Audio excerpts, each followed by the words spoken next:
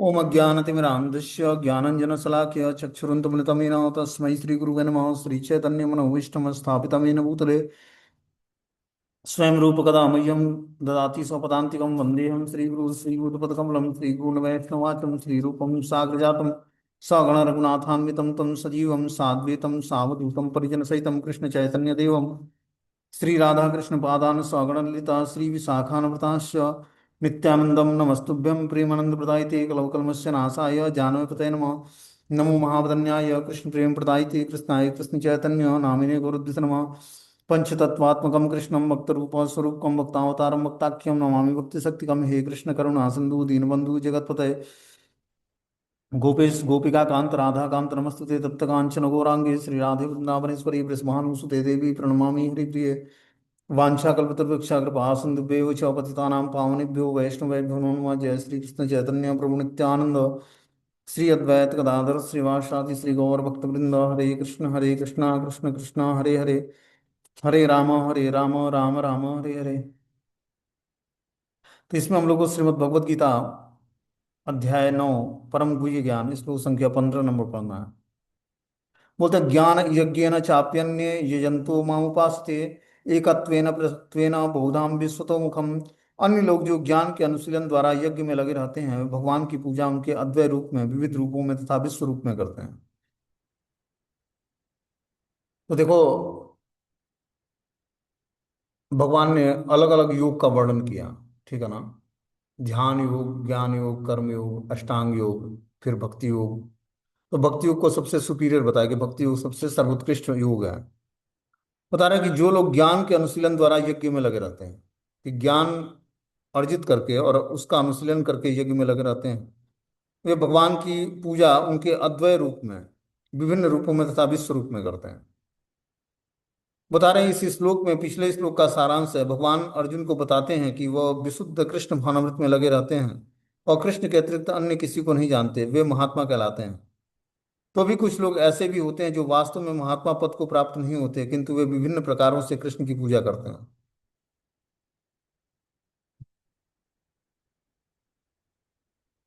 इनमें से कुछ का वर्णन है आर्थ अर्थार्थी जिज्ञासु और ज्ञानी के रूप में किया जा चुका है, किंतु फिर भी कुछ ऐसे भी लोग हैं जो इनसे भी निम्न स्तर पर होते हैं। इन्हें तीन कोटियों में रखा गया है: परमेश्वर तथा अपने को एक मानकर पूजा करने वाले।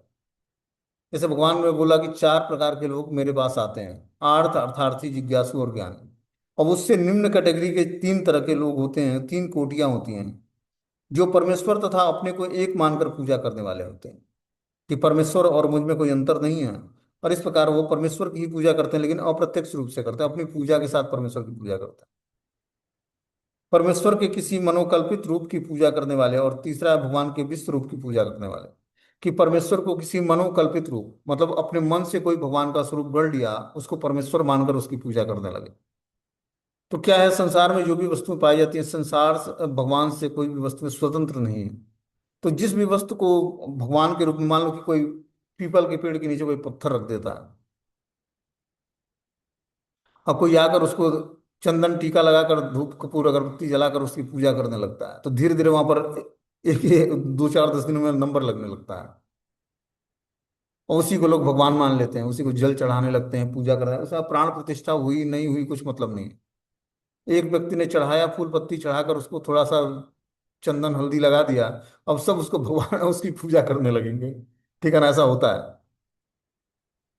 उसको कोई शालिग्राम मान लेगा, कोई शिव जी का मान लेगा कि शिवलिंग है, कोई गोवर्धन मान लेगा गोवर्धन पहाड़ है।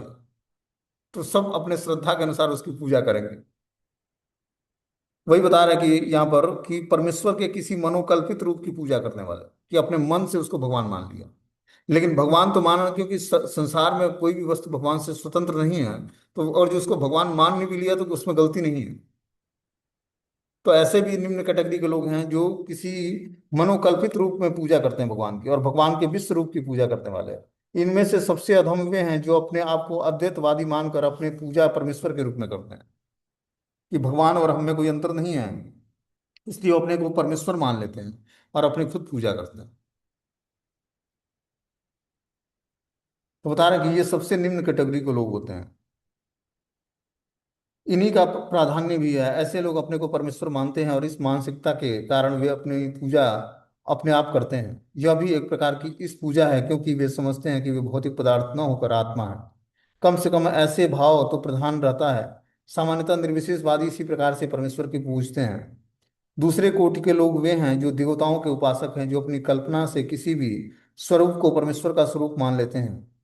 तृतीय तृतीय कोटि में वे लोग आते हैं जो इस ब्रह्मांड से परे कुछ भी नहीं सोचते। वे ब्रह्मांड को ही परम जीव या सत्ता मानकर उसकी उपासना करते हैं। यह ब्रह्मांड भी भगवान का एक स्वरूप है। तो अलग अलग स्वरूप को मानने वाले लोग हैं, ठीक है ना। बता रहे हैं कि अर्थ अर्थार्थी जिज्ञासु और ज्ञानी, चार प्रकार के लोग भगवान के पास आते हैं, ठीक है ना। लेकिन उसके अलावा परमेश्वर को तथा अपने को एक मानकर पूजा करने वाले, कि परमेश्वर और मुझ में कोई अंतर नहीं है, इसलिए वो अपनी पूजा परमेश्वर के रूप में करते हैं। ऐसे भी एक तरह के लोग होते हैं। परमेश्वर के किसी मनोकल्पित रूप की पूजा करने वाले हैं, कि परमेश्वर के कोई रूप मान लिया, अपने हृदय में बना लिया और उस रूप की पूजा करने लगे। तीसरा है भगवान के विश्व रूप की पूजा। भगवान ने जो विश्व रूप प्रकट किया जिसमें संपूर्ण संसार समाहित था, उस रूप की कोई पूजा करने लगता है। इस प्रकार बता रहे हैं कि इनमें से सबसे अधम वे हैं जो अपने आप को परमेश्वर के रूप में मानते हैं और अपनी आप खुद अपनी पूजा करते हैं। ये सबसे अधम व्यक्ति होते हैं। यह भी एक प्रकार की इस पूजा है, क्योंकि वे समझते हैं कि भौतिक पदार्थ न होकर मैं आत्मा हूँ, इसलिए वो अपनी पूजा करते हैं। कम से कम ऐसा भाव तो प्रधान रहता है। सामान्यतः निर्विशेषवादी इसी प्रकार से परमेश्वर की पूजा करते हैं। तो निर्विशेषवादी मानते हैं कि हम भी आत्मा है तो भगवान के अंश हैं, तो हम में और भगवान में कोई अंतर नहीं है। और निर्विशेषवादी मतलब निराकार ब्रह्म के उपासक, वो अपनी स्वयं पूजा करते हैं कि हम भी भगवान के अंश है तो हम भी भगवान हैं। ये मायावादी सिद्धांत है। दूसरे कोटि के वो लोग हैं जो देवताओं के उपासक हैं और अपनी कल्पना से किसी भी स्वरूप को परमेश्वर के स्वरूप में मान लेते हैं, कि किसी देवी देवता को भी वो ईश्वर मान लेते हैं। 33 करोड़ देवी देवता हैं जो भगवान से स्वतंत्र नहीं है। भगवान के प्रॉपर गाइडेंस में ही ये सारी सेवाएं करते हैं, मैनेजमेंट का।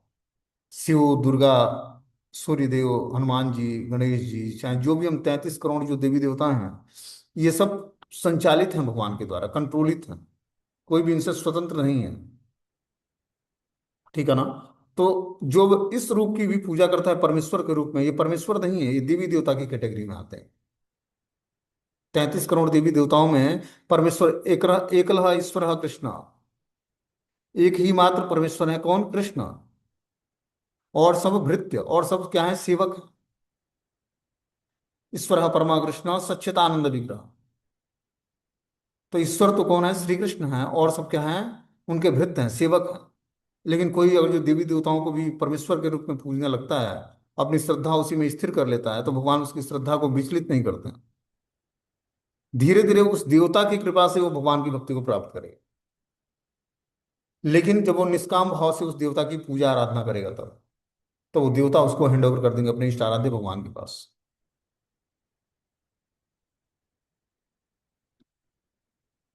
बता रहा तृतीय कोटि के वे लोग हैं जो इस ब्रह्मांड से परे कुछ भी नहीं सोचते। वे ब्रह्मांड को ही परम जीव या सत्ता मानकर उसकी उपासना करते हैं। यह ब्रह्मांड भी भगवान का एक स्वरूप है। तो भगवान एक विराट रूप धारण करते हैं जिसमें संपूर्ण ब्रह्मांड भगवान में ही समाहित होता है।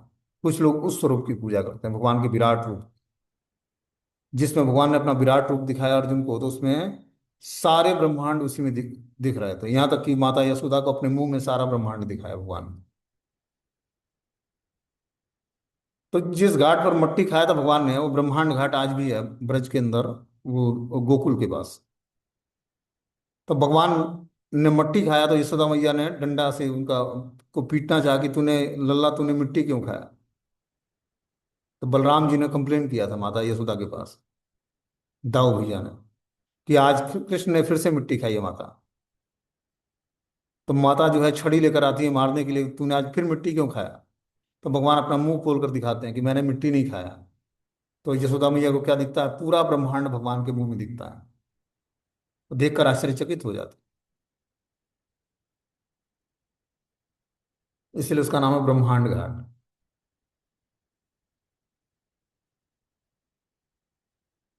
तो भगवान विराट रूप भी धारण करते हैं। तो विराट रूप में भगवान अपने समस्त ब्रह्मांड उस स्वरूप में धारण करते हैं।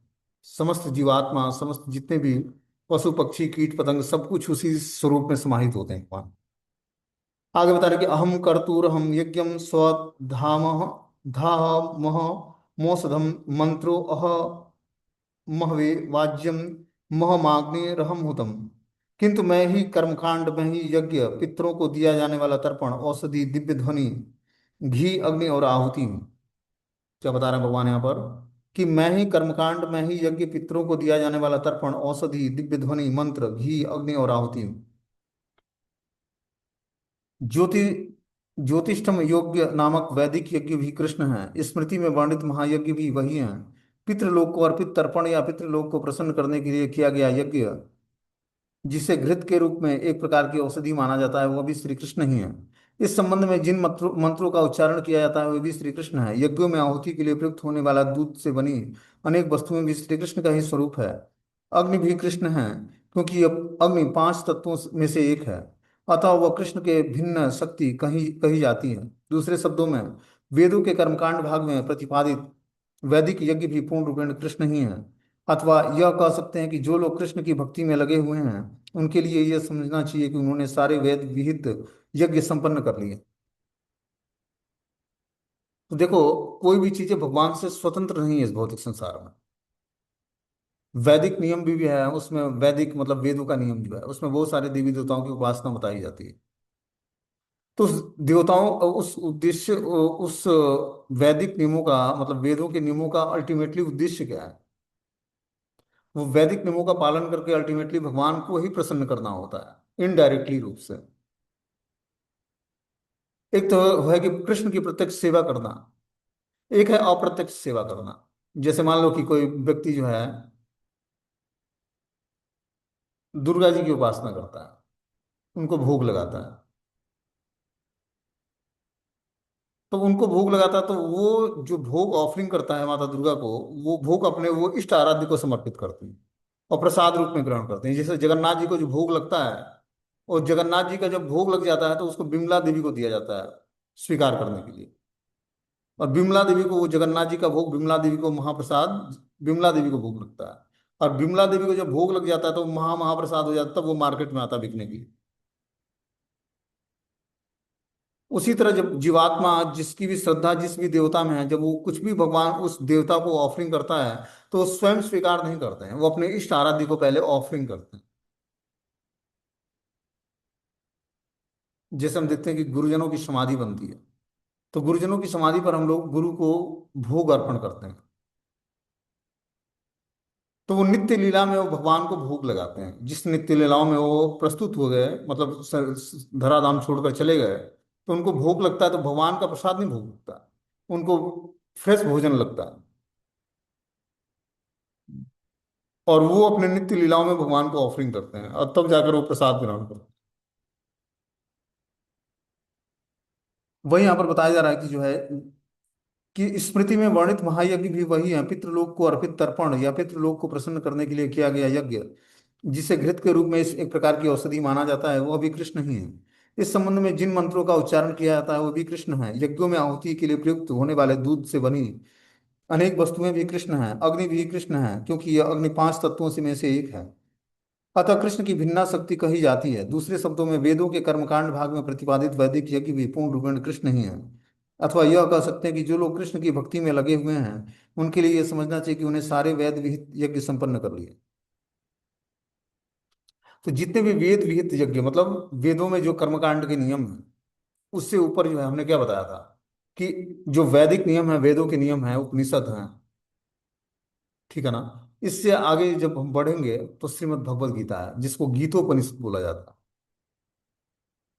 सारे उपनिषदों में सर्वश्रेष्ठ उपनिषद कौन सा है? गीतोपनिषद, जो कि कंसोलिडेटेड फॉर्म है। उसका निचोड़ है सारे उपनिषदों का, सारे वेदों का निचोड़ क्या है? भगवत गीता है।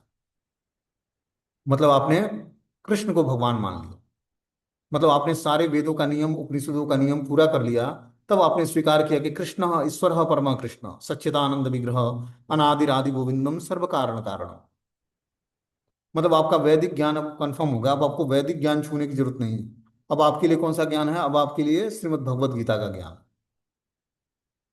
और श्रीमद् भगवत गीता का ज्ञान आप जब सीखोगे, जब सर्वधर्मान परित्यज्य माम एकम शरणं व्रज अहम त्वं सर्व पापेभ्यो मोक्षयिष्यामि मा शुचः, कि समस्त धर्मों का परित्याग करके हे जीवात्मा मेरी शरण में आओ।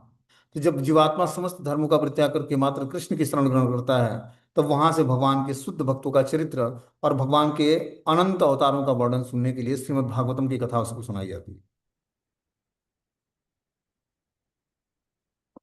और जब श्रीमद् भागवतम की कथा जहाँ समाप्त होती है, नाम संकीर्तनम यस्य सर्व पाप प्रणाशनम प्रणामो दुख शमनम तम नमामि हरिपरम कलौ दोष निधि राजन अस्ति एक महान गुण कीर्तनादेव कृष्णस्य मुक्त संग परम ब्रजेत। ये भागवतम का अंतिम श्लोक है। जब इस स्थिति को प्राप्त कर लेता है कि कृष्ण कीर्तनादेव कृष्णस्य मुक्त संग परम ब्रजेत, तब वहां से भगवान श्री चैतन्य महाप्रभु की माधुरी लीलाएं शुरू होती हैं, जो कि राधा कृष्ण के मिलित रूप हैं। तो ये क्रमिक शास्त्रों को पढ़ने का मेथड है, क्योंकि पहले हमने वैदिक कर्मकांड के नियमों का पालन करके ये मान लिया कि कृष्ण पूर्ण पुरुषोत्तम भगवान है।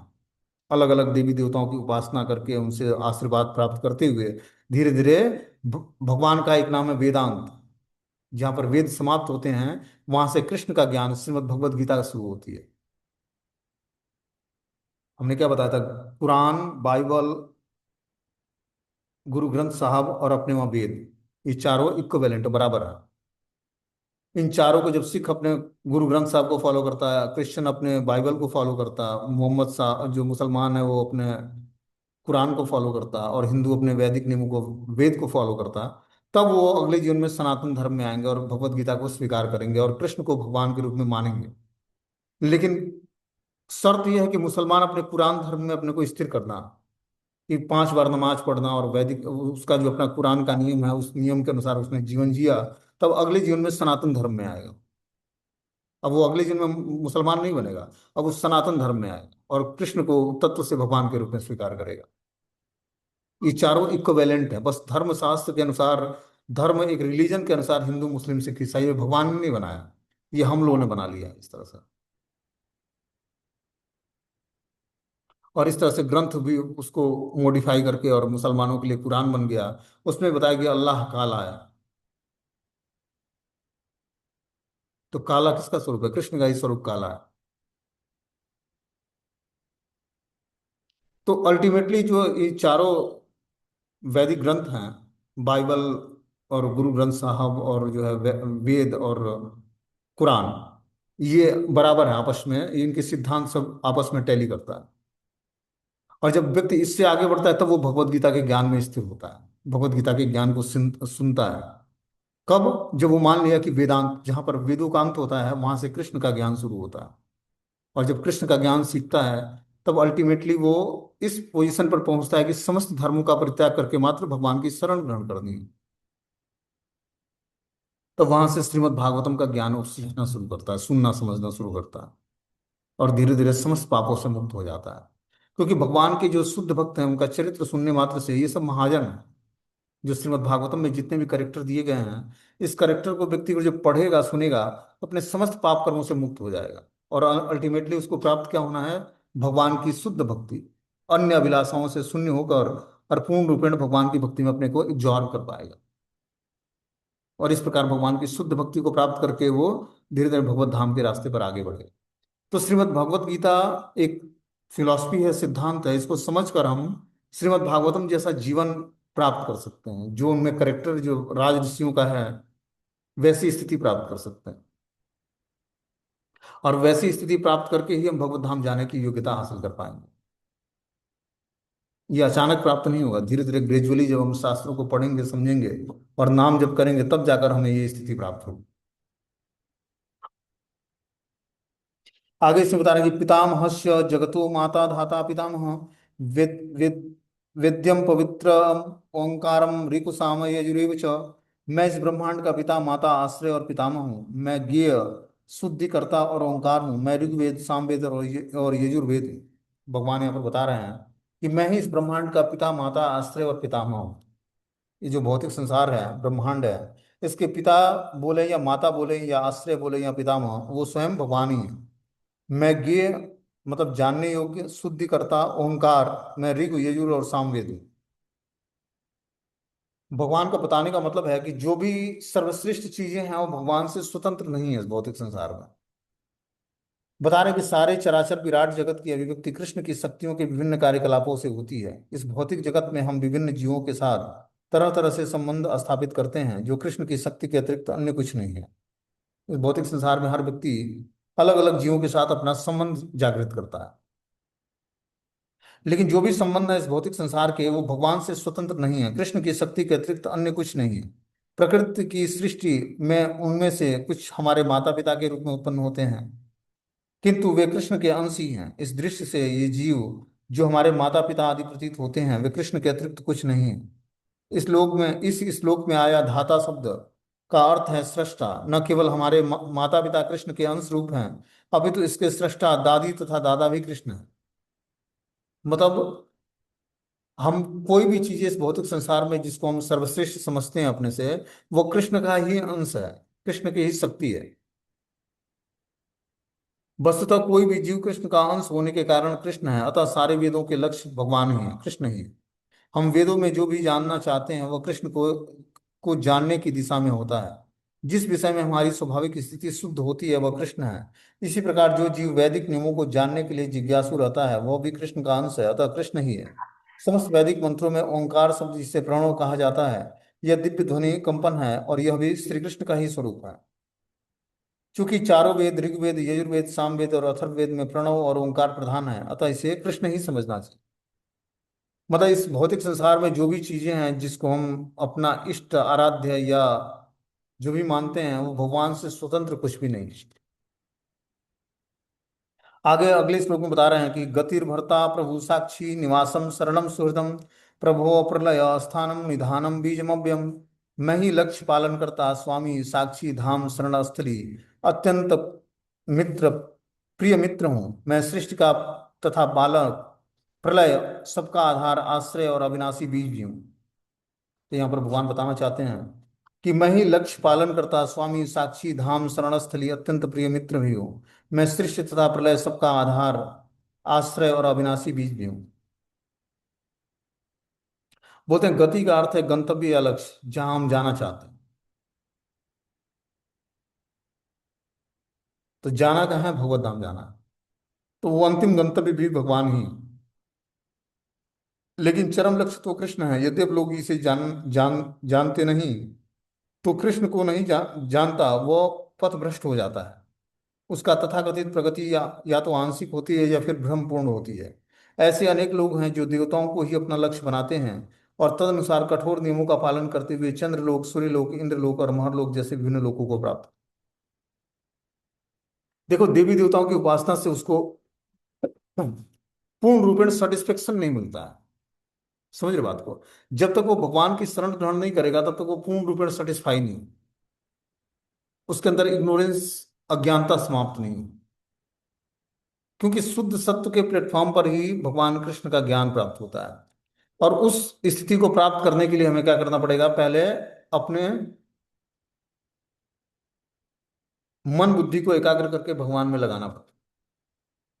देवी देवताओं की उपासना व्यक्ति रजोगुण और तमोगुण में भी कर सकता है। जैसे तामसिक व्यक्ति होता है वो शिव जी की उपासना करता है, भांग धतूरा पी के भी, नशा करके भी भगवान शिव की उपासना कर लेता है। राजसी व्यक्ति है जिसके अंदर रजोगुण है, वो भी जाकर जो है माता दुर्गा की पूजा कर लेता है।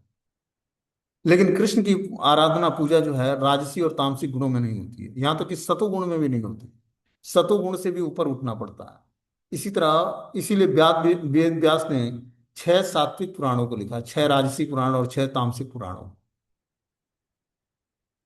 कि तामसिक व्यक्ति जो है तामसिक पुराणों को पढ़कर भगवान शिव की आराधना करके धीरे धीरे अल्टीमेटली वो रजोगुण में आएगा और रजोगुण से आगे बढ़कर सतोगुण में जाएगा, तब उसके लिए श्रीमद् भागवतम नामक ग्रंथ है।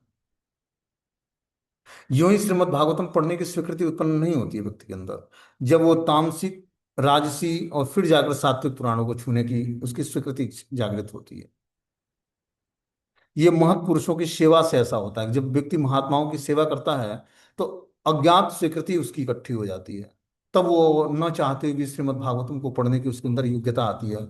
इसको कोई राइट्स प्रदान करता है कि आप श्रीमद् भागवतम पढ़िए। तो जैसे जैसे उस सात्विक गुणों को धारण करेगा फिर वो अब देवी देवताओं की उपासना से अपने को निवृत्त कर लेगा। कि भगवान शिव और माता दुर्गा और अलग अलग देवी देवताओं की उपासना से अपने को मुक्त करेगा वो। क्योंकि ये अल्टीमेटली भगवान की ही कृपा को देने के लिए सारे देवी देवताओं की उपासना करा उसने। और जब वो भगवान की भक्ति को प्राप्त कर लेता है तब इन देवी देवताओं को रिस्पेक्ट तो प्रदान करता है लेकिन इनकी उपासना नहीं करता है। तो हमें क्या करना पड़ेगा, सात्विक गुणों को धारण करके ही हम कृष्ण की उपासना कर सकते हैं, कृष्ण को प्रसन्न कर सकते हैं, कृष्ण की पूजा कर सकते हैं। जब तक हमारे अंदर राजसी और तामसिक गुण हैं तब तक अलग अलग देवी देवताओं पर हमारी श्रद्धा बनी रहेगी। और बाई चांस हम उपासना करते भी हैं तो इनसे मांगना क्या है, कृष्ण भक्ति मांगनी है। कि पूर्व संस्कारों के अनुसार अगर हम कुछ उपासना कर भी बैठते हैं, प्रणाम कर भी लेते हैं, तो इन देवी देवताओं से मांगना क्या है, कृष्ण भक्ति मांगना है। क्योंकि सारे देवी देवताओं के उपास्य देव ही भगवान श्री कृष्ण है। तब जाकर हम अल्टीमेटली जो हमारा जीवन का गोल है वो प्राप्त कर पाएंगे। वहीं यहाँ पर बता रहे हैं कि मैं ही लक्ष्य पालन करता, स्वामी साक्षी धाम शरणस्थली अत्यंत प्रिय मित्र, और मैं ही सृष्टि प्रलय सबका आधार आश्रय और अविनाशी बीज हूँ। तो भगवान ही जीवन के लक्ष्य हैं, उन्हीं को प्राप्त करना जीवन का लक्ष्य है। वही पालन करता है, स्वामी हैं, साक्षी हैं हर कार्यों के, वही धाम है, वही शरणस्थली हैं, वही अत्यंत प्रिय मित्र हैं, और वही सृष्टि पालन और आधार और आश्रय और अविनाशी बीज भी है। बोलते हैं गति का अर्थ है गंतव्य या लक्ष्य जहां हम जानना चाहते हैं, लेकिन चरम लक्ष्य तो श्री कृष्ण है। यद्यप लोग इसे जानते नहीं, जो कृष्ण को नहीं जानता वो पथ भ्रष्ट हो जाता है, और उसकी तथाकथित प्रगति या तो आंशिक होती है या फिर भ्रमपूर्ण होती है। ऐसे अनेक लोग हैं जो देवी देवताओं को ही अपना लक्ष्य बनाते हैं, और तद अनुसार कठोर नियमों का पालन करते हुए चंद्रलोक, सूर्यलोक, इंद्रलोक और महरलोक जैसे विभिन्न लोकों को प्राप्त करते हैं। क्यों, जो व्यक्ति देवी देवताओं की उपासना करता है तो अलग अलग अलग लोकों को प्राप्त करता है। लेकिन जब वो इष्ट आराध्य भगवान को मानेगा, कृष्ण को मानेगा, तब वो गोलोक वृंदावन धाम जाएगा, मतलब इस 14 भुवनों से ऊपर उठकर, और जो है वैकुंठ धाम या भगवान के गोलोक धाम जाएगा, जो कि जीवन का चरम लक्ष्य है। तो व्यक्ति के साधना के ऊपर डिपेंड करता है कि वो किस स्तर पर जाकर भगवान की साधना करता है, भगवान को प्रसन्न करने का प्रयास करो। जब तक उसकी चेतना कर्म कांड के नियमों में फंसी हुई है और भगवान की आराधना भी करता है, तो उसके अंदर अभी शुद्ध भक्ति का जागरण नहीं होगा। शुद्ध भक्ति जागृत होते ही अन्य अभिलाषिता शून्यम ज्ञान कर्माध्यानावृतम, वह अन्य अभिलाषाओं से शून्य हो जाएगा, कोई अभिलाषा नहीं होगी। ठीक है ना। जैसे भगवान शिव की आराधना करके हम अपने सारे भौतिक इच्छाओं को तृप्त कर सकते हैं, भौतिक उपलब्धियों को प्राप्त कर सकते हैं। लेकिन कृष्ण की उपासना करने से आपको धन वैभव और संपत्ति संतान नहीं मिली। कृष्ण के भक्त क्या होते हैं, गरीब होते हैं, दरिद्र, भौतिक दृष्टि से दरिद्र होते हैं, लेकिन आध्यात्मिक दृष्टि से बहुत ही संपन्न होते हैं। अब ऐसा नहीं कि उनके वहाँ घर में खाने को नहीं होगा, पहनने, ऐसा नहीं। ये सब चीजें भगवान खुद अपने ऊपर उसकी रिस्पॉन्सिबिलिटी ले लेते हैं, और उसको क्या देते हैं, अपना प्रेम रस प्रदान करते हैं। लेकिन जो अन्य देवी देवताओं की उपासना करते हैं, शिव जी की, ब्रह्मा जी की, हनुमान, रुद्र, अलग अलग स्वरूपों की, उनके पास भौतिक संपन्नता तो होती है लेकिन वास्तविक भक्ति नहीं होती है, जो कि भगवान की शुद्ध प्रेमा भक्ति है। वो तो मात्र कृष्ण की आराधना करने से प्राप्त होगा।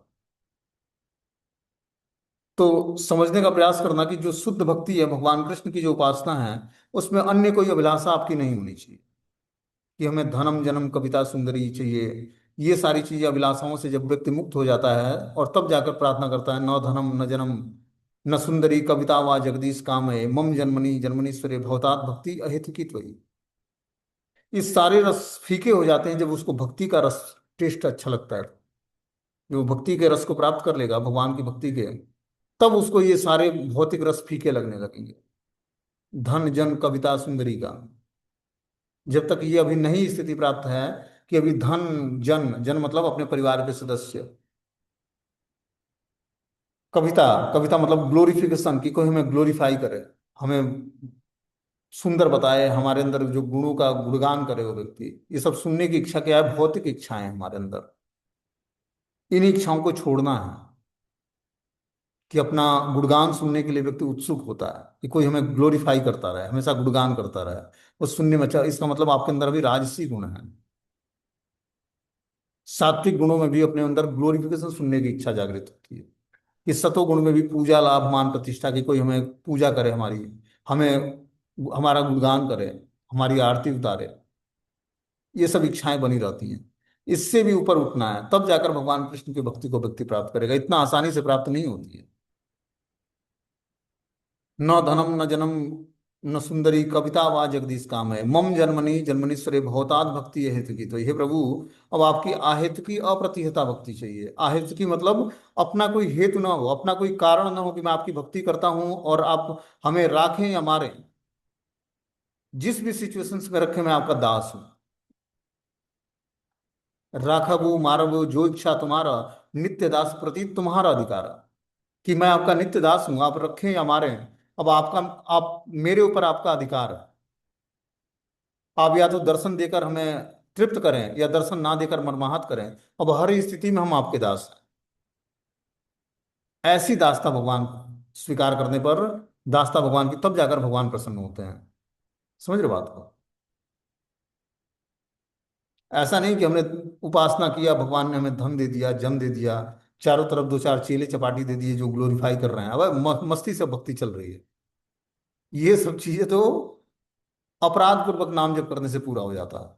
शुद्ध नाम लेने से गोलोक केरा प्रेमा धन हरि नाम संकीर्तन, गोलोक का प्रेम धन प्राप्त हो जाता है। जिस प्रेम धन को प्राप्त करने के अन्य कोई अभिलाषा नहीं हुई। चाह मिटी, चिंता मिटी और मन हो गया बेपरवाह। अब चाह और चिंता नहीं होगी किसी चीज की, क्योंकि सब चीजों से सेटिस्फेक्शन मिल गया। जब कृष्ण भक्ति प्राप्त हो जाएगी, भगवान का प्रेम प्राप्त हो जाएगा, तब कुछ संसार में बचा ही नहीं चाहने। ध्रुव महाराज जो थे, क्या निकले थे प्राप्त करने के लिए? अपने पिता से बड़ा राज्य चाहिए है प्रभु हमें। क्यों? उत्तान पाद जो उनके पिता थे, उन्होंने गोद में नहीं बैठाया। अपने सौतेले भाई को बैठा देखकर इनके अंदर भी इच्छा जागृत हुई कि मैं भी पिता के गोद में बैठूं। तो सुरुचि, इनकी सौतेली माता थी, बोले हे ध्रुव, अब जो जब तू इस शरीर को त्यागेगा और भगवान की कृपा से फिर से मेरे गर्भ में आएगा और मेरे गर्भ से जन्म लेगा, तब तुझे पिता की गोद में बैठने का चांस मिलेगा। अभी क्या कर, अभी तो भगवान को प्राप्त करने के लिए दिव्य तपस्या कर।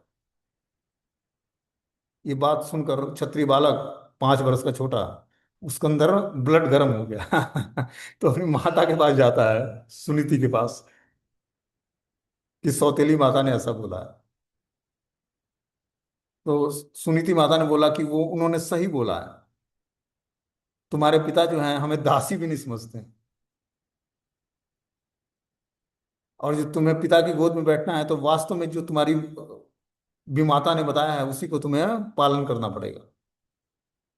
क्योंकि भगवान ही कुछ कर सकते हैं, और तुम्हें उनकी माता, उसी माता के गर्भ से जन्म लेना पड़ेगा, तभी तुम्हें पिता की गोद में बैठने का अधिकार प्राप्त होगा। तो 5 वर्ष का छोटा बालक जो है जिद में आकर, तो क्या करना होगा? तो तुम्हें दिव्य तपस्याएं करनी होंगी, भगवान को प्रसन्न करना होगा। तो भगवान को प्रसन्न करने के लिए क्या करना होगा? तो दिव्य तपस्याएं करनी होंगी। तो दिव्य तपस्याएं करके भगवान को कैसे प्राप्त कर सके, कहाँ करना होगा? तो जंगल में जाना पड़ेगा। और वो छोटा बालक जंगल के लिए निकल जाता है। तो छोटा बालक जब जंगल के लिए निकलता है, तो नारद मुनि देखते हैं कि भाई एक क्षत्रिय बालक और पूरा अपने उसमें है, फॉर्म में है। तो बोलते हैं ध्रुव, तुम भी छोटे हो, घर लौट जाओ, तुम्हारे बस का नहीं है तपस्या करना, तुम अभी निहायत छोटे बालक हो। तो नारद मुनि को बताया ध्रुव ने कि अगर जो हमारे मिशन में आप सहयोग कर सकते हैं, तब तो आप हमारे शुभचिंतक हैं, और आप हमारे साथ हमें कुछ उपाय बता सकते हैं। और जो नहीं कर सकते हमारे मिशन में सहयोग, तो आप, आपसे हमें हमें हमसे आपको बात करने की आवश्यकता नहीं है। तो नारद मुनि को लगा कि ये वास्तव में भगवान का भक्त बनना चाहता है। तो क्या किया उन्होंने? मंत्र प्रदान किया और उसको तपस्या का माध्यम बताया। इसी वृंदावन में एक मधुवन है। मधुबन में ध्रुव महाराज ने तपस्या किया था, 6 महीने में भगवान को प्राप्त कर लिया, भगवान के दर्शन हो गए। पहले मैंने सूखे पत्ते खाकर और उस मंत्र का उच्चारण करते जो नारद मुनि के मुख से उन्होंने सुना था, नारद मुनि को गुरु बनाया अपना। और नारद मुनि के जितने भी शिष्य बने हैं, सब एक से एक उच्च कैटेगरी के भक्त। तो 6 महीने में सूखा पत्ता खाया, कभी जल पी कर रहा, कभी हवा पी कर रहा, और अंत में कुछ नहीं खाना पीना। तो सारे देवी देवता डरने लगे। सारा इंद्र का सिंहासन हिलने लगा, सारे देवी देवता परेशान हो गए इनकी तपस्या से। पूरी सृष्टि में हवा, वो सब चीजें कंट्रोलित हो गए, रुक गया। तो भगवान के पास सब सारे देवी देवता आ जाते कि ये क्या हो गया प्रभु, सृष्टि में सारी चीजें अचल अवस्था में क्यों हो गई, मतलब सब में कुछ एक्टिविटी नहीं होती। तो भगवान जानते थे कि ध्रुव हमारा जो भक्त है वो उसकी तपस्याओं से ऐसा हुआ है। तो उसको आशीर्वाद देने के लिए भगवान प्रकटित होते हैं, अपना चतुर्भुज रूप दिखाते हैं। और फिर ध्रुव प्रणाम करता है भगवान को। जैसे ही प्रणाम करता है भगवान, अपना शंख उसके मस्तक पर छुलाते हैं। तो मस्तक पर छुलाते ही शंख क्या होता है, बोलता है प्रभु कृतार्थ हो अस्मि, अब मैं कृतार्थ हो गया, अब मुझे आपसे कुछ नहीं चाहिए। भगवान ने बोला वर मांगो। बोला हम कृतार्थ हो अस्मि भगवान, अब मैं कृतार्थ हो गया, अब मुझे कुछ नहीं चाहिए आपसे।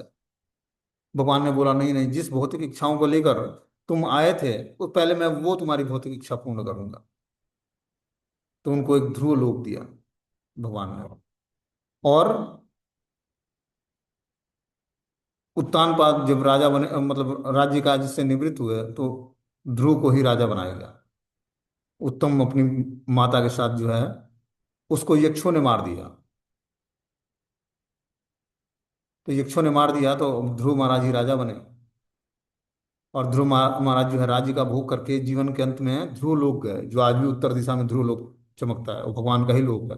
ध्रुव महाराज का लोक है, वहां पर भगवान के साथ आज भी भगवान की पूजा करते हैं ध्रुव महाराज। तो भगवान का भक्त बनना, हम समस्त इच्छाओं को लेकर आए, अकाम सर्व कामो वा मोक्ष काम उदार दी, तीव्रेण भक्ति योगेन ये ते पुरुषम परम। अकाम सर्व काम, बहुत सारी इच्छाएं हैं या कोई भी इच्छा नहीं, या मुक्ति पाने की इच्छा है, तीव्रता से भगवान की भक्ति में लगेंगे तब जाकर भगवान की कृपा होगी और भगवान की शुद्ध भक्ति को प्राप्त कर पाएंगे। ध्रुव महाराज को जब भगवान ने शंख छुलाया तो उनके अंदर शुद्ध भक्ति जागृत हो गई। अब वो बोले कि मैं तो कांच के टुकड़े की तलाश में निकला था, हे प्रभु हमें तो हीरा मिल गया। तो जब भक्ति मिल जाएगी तो हमें धन जन कविता सुंदरी की इच्छा ही नहीं होगी, और बिल्कुल बिंदास हो जाए। ये सब चीजें क्या करती है, व्यक्ति के अंदर इग्नोरेंस उत्पन्न करती हैं, दिशा भ्रमित कर देती हैं भौतिक चीजें। इसकी आवश्यकता है शरीर पालन के लिए, लेकिन ये जरूरत से ज्यादा अनर्थ उत्पन्न करता है। और इसी को व्यक्ति सुरक्षित करने के लिए पूरा जीवन समर्पित कर देता है अपना, कि कहाँ सुरक्षित करें, कहाँ बैलेंस, बैंक बैलेंस बनाए, कहाँ किसको सुरक्षित कैसे करें धन को, जनों को कैसे सुरक्षित करें। बहुत सारे परिवार के सदस्य हैं तो उसके बारे में भी चिंता हो जाती है, कैसे हम इनको सुरक्षा प्रदान करें। कविता ग्लोरीफाई करने वाले बहुत सारे लोग हैं, उनको भी सुरक्षा प्रदान की, हमें हमेशा ग्लोरीफाई करते रहें, हमारा गुणगान करते रहें, तो उनको भी सुरक्षा प्रदान करने की आवश्यकता पड़ती है।